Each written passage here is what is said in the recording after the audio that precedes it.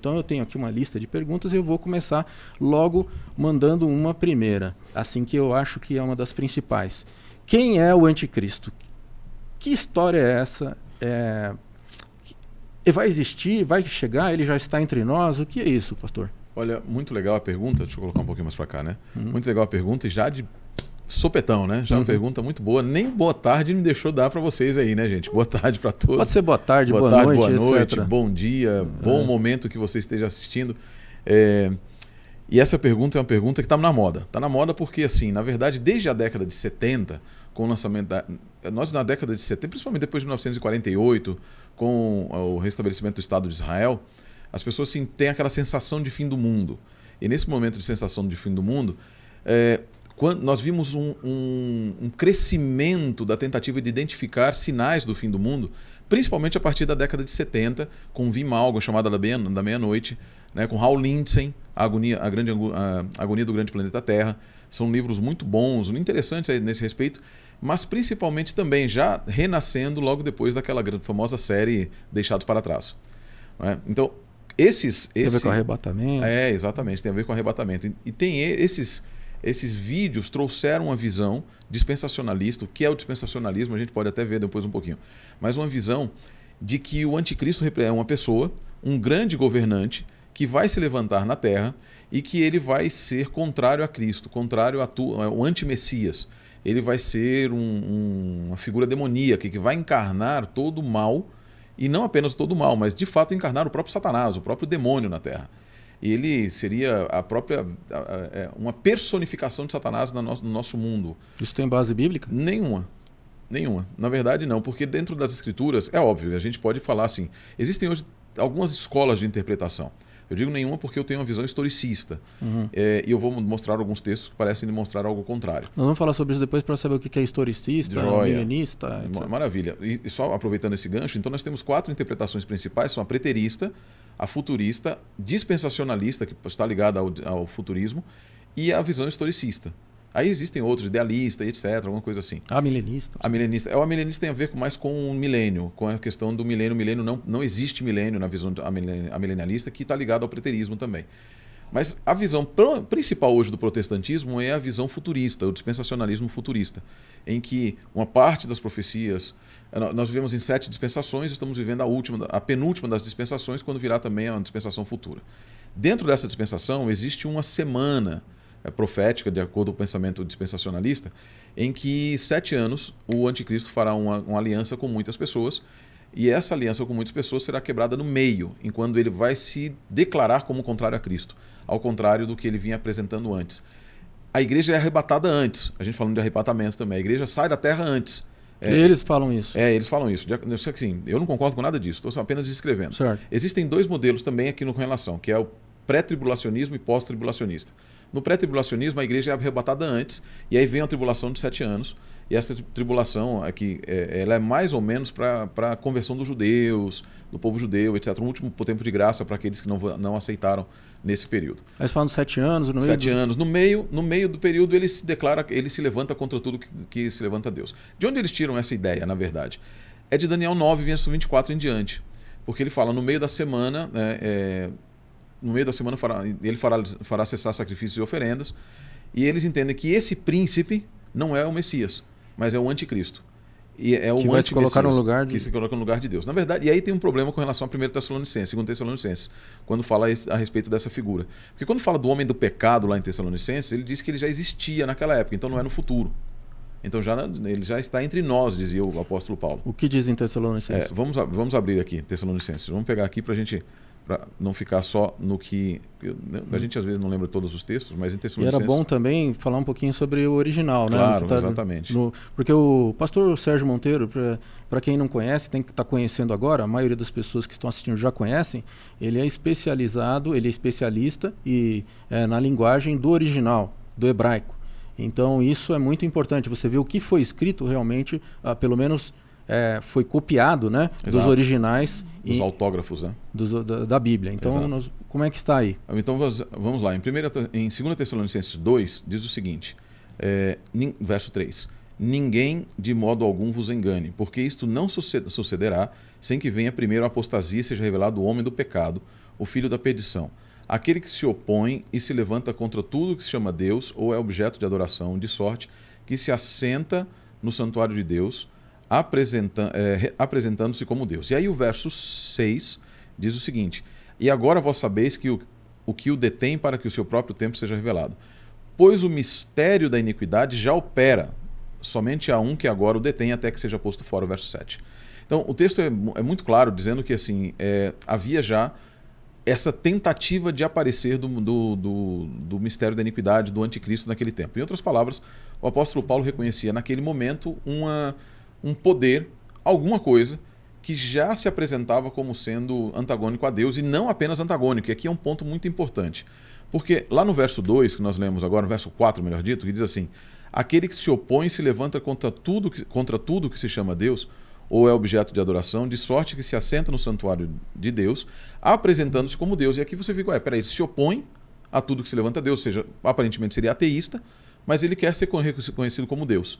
De fato, na verdade, a palavra anticristo, em grego, que é uma palavra que a gente utiliza aqui, o verbo anti, na verdade a preposição anti, ela pode significar tanto contrário como em lugar de.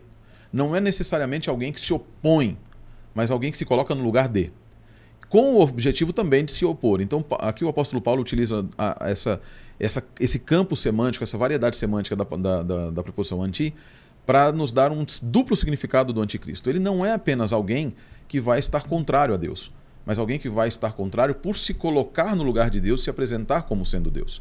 Então não é necessariamente você alguém que vai se levantar e se demonstrar como sendo antagônico no sentido de guerrear contra Deus.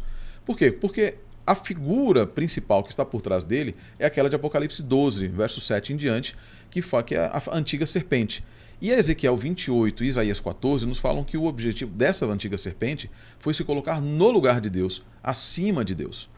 E é essa figura que ele traz. E aí, se a gente for passar para ver, nós vamos ficar... Nós vamos deixar referências aqui para, se tiver mais outros vídeos que você tem a oportunidade de explicar isso com mais tempo, possa ser colocado. Nós vamos indexar aqui no card. Aqui. Joia, porque existem questões relacionadas à própria estrutura do Apocalipse que nos mostram quem é o anticristo, quem na verdade é o dragão, quem é a primeira besta, quem é a segunda besta, que nos ajudariam a entender a figura do anticristo. Para resumir, basicamente, Daniel 9, 24 a 27 é uma profecia messiânica. Ela não tem a ver com o anticristo, ela tem a ver com o Cristo. Então, aquele príncipe ungido, porque fala 67 semanas, 62 semanas, e então será retirado o ungido, ali é uma profecia extremamente clara relacionada à figura do príncipe dos céus, que foi referenciado no capítulo 8, verso 9, também de Daniel. Isso nos indica, de forma clara, que aquele que tira o sacrifício no meio da semana não é o anticristo, mas o próprio Cristo, o Messias de Israel. E por que ele tira? Como é que ele tira? O sacrifício dele. O sacrifício dele. Na cruz. É a morte vicária dele que faz com que o sacrifício não tenha mais validade, porque apontavam para ele de acordo com o que diz o autor de Hebreus. Até porque essa semana está dentro das 2.300 tardes. Exatamente. É que eles estabelecem um parêntese, né? É chamada teoria do parêntese. Né? Eles falam nesse ato aí. No hiato. E ele falou aí também, o pastor Lamartine, que ele, assim, para objetivar, o anticristo não é uma pessoa, é um poder ou é um poder? Como é que é isso? O anticristo, na verdade, se nós formos olhar, isso que eu estava mostrando agora, e quando aquilo que a gente chama, né, no direito, na hermenêutica do direito, de interpretação conforme, nós precisamos tomar os vários lugares em que se fala a respeito disso. Quais são alguns lugares que nos falam a respeito disso? Daniel 7. Daniel 2 fala a respeito do levantamento de poderes, levantamento de história. Nós já tivemos a oportunidade no eventos finais de falar sobre Daniel 2 e Daniel 7. E em Daniel 7 nos mostra um poder, nos mostra efetivamente um poder, e Daniel 8, que é chamado de chifre pequeno. E esse chifre pequeno, a figura de um chifre dentro das escrituras está relacionada com o reino, com poder. Né? Na literatura antiga, quando você falava de um rei, não era a figura pessoal do rei que você queria colocar, mas o reino que ele representava. Então, a Bíblia nos fala de um reino, de um rei, e esse reino, ou rei, dentro do arcabouço profético, e nós entendemos que se refere a Roma em dupla fase de Roma, uma dupla fase de Roma. E é isso que o apóstolo Paulo, em 2 Tessalonicenses 2, vem falando que já opera agora o mistério da iniquidade, que ele quer se aparecer, mas há algo que o impede. O que é que ele queria aparecer? O poder espiritual que é contrário a Deus e que quer se levantar. Mas o que é que lhe impedia? O poder romano, o poder do império, que não lhe permitia aparecer completamente. Tá? Então essa profecia tem duplo cumprimento, no passado e também no futuro. É um cumprimento contínuo. É um cumprimento contínuo. Então o anticristo já está entre nós. Já está entre nós. O anticristo é identificado de maneira muito clara por algumas razões, por algumas formas. Por exemplo, Daniel 7, verso 25. Vamos ler Daniel 7, verso 25? Ele nos dá uma...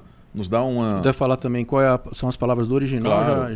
já ajudam a gente. E você que está aí assistindo, se você quiser, curte, compartilha já aí ao vivo. Se você puder mandar sua pergunta também, nós temos aqui uma seleção de alunos que estão trabalhando mesmo no feriado. Opa! E vieram aqui, porque são os alunos que operam esse estúdio aqui, tá? Da Escola do Pensar. Isso é muito legal falar. Quero falar o nome deles, o Tiago e o Jason.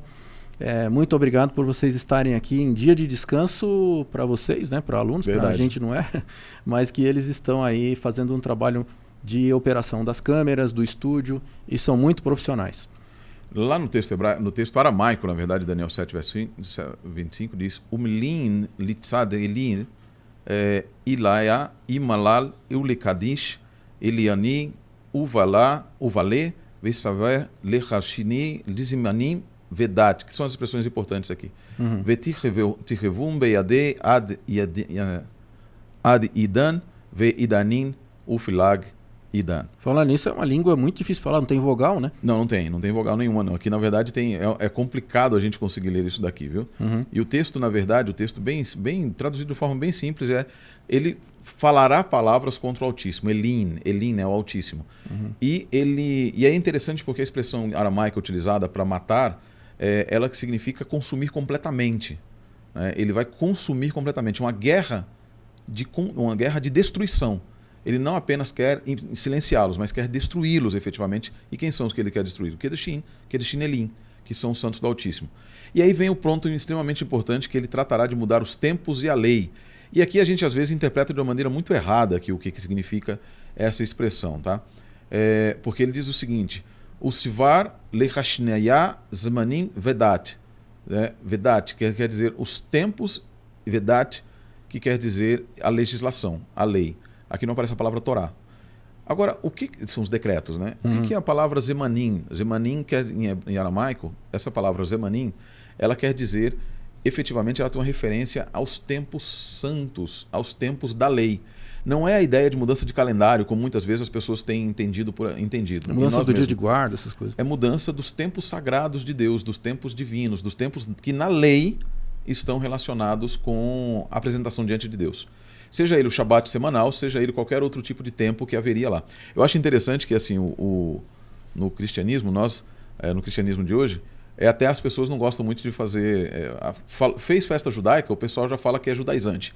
Mas o povo para carnaval, que é uma festa pagã. Para tudo, fica todo mundo feriado, em festa pagã e etc.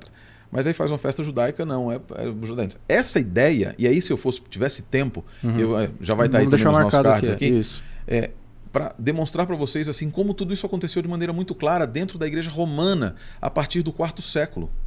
Então, assim, tem gente que fica pensando, o anticristo vai aparecer. Não, o anticristo já está entre nós. Tudo aquilo que é anti a mensagem de que Cristo veio pode ser considerado anticristo, é isso? Exato. E aquele que se coloca como sendo alguém que substitui Jesus também, seja ele aqui, porque qual é o único substituto que Jesus deixou para nós?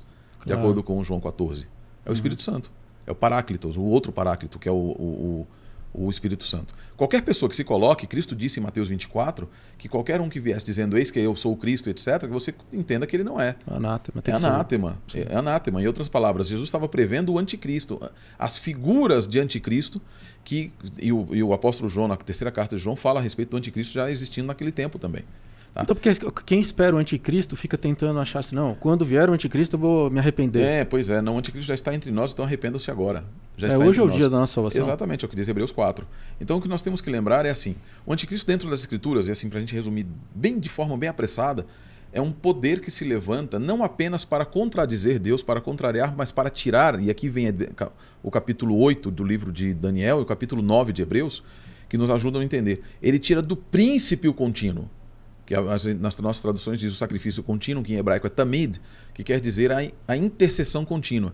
Porque tamid se referia à luz que ficava constantemente, ao pão da presença, ao sacrifício, à água da continuidade, tudo que tinha a ver com o ministério sacerdotal terrestre era tamid. E ele tira do príncipe dos exércitos. Exército na Bíblia é uma referência ao povo de Deus. Então ele tira do príncipe dos exércitos de Cristo, do Messias, tira o contínuo, tira a intercessão. De que maneira é isso? Como é que ele tira?